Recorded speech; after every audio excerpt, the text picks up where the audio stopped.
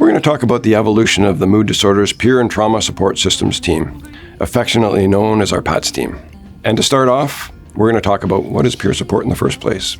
Our beloved grandfather of peer support, Sid Gravel, defines peer support as the foundation piece through which lived experience connects with empathy to those who have been traumatized and gets them the help they need, medical or psychological, and supports them through the process of healing and reassurance and guidance.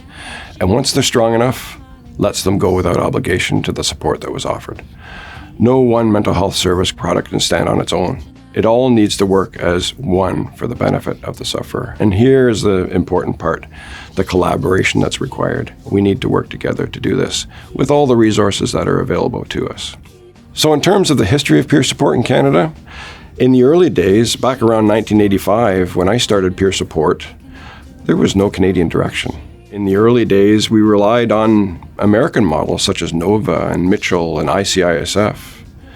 But my experience with peer support in the early days with my organization was that they offered me kindness after my trauma exposures at work.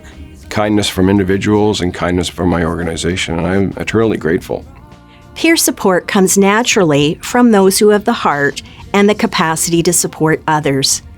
In 2012, a CSA standard similar to your toaster and light, was released for the psychological health and safety in the workplace.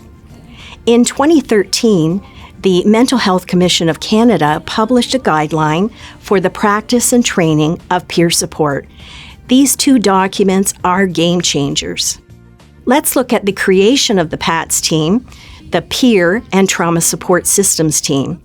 In 2014, MDSC collaborated with the peer support specialist in Canada, and a training curriculum was created based directly on Canadian standards.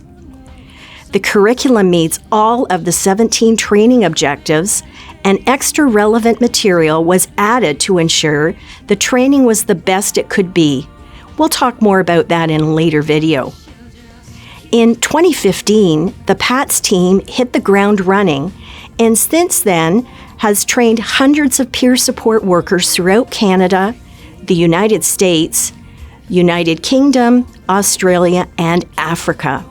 When we look at our PATS team logo, we're very proud of this logo. We started with responders and protectors, and we've just expanded from there. If you look at the top of the logo, you'll see that family comes first. The family is always the first to notice when a member is going off the rails, when we need some help for our people, for our family member. The family is the one that is going to get us through. And you look in the center, you look at connectivity and communication with the cheerleading squad in the middle.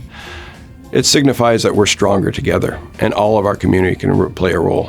When you go around the outside of the logo, you'll see our firefighters, our military veterans, our First Nations and Indigenous communities, our 2S LGBTQ+ community, our police, our paramedics.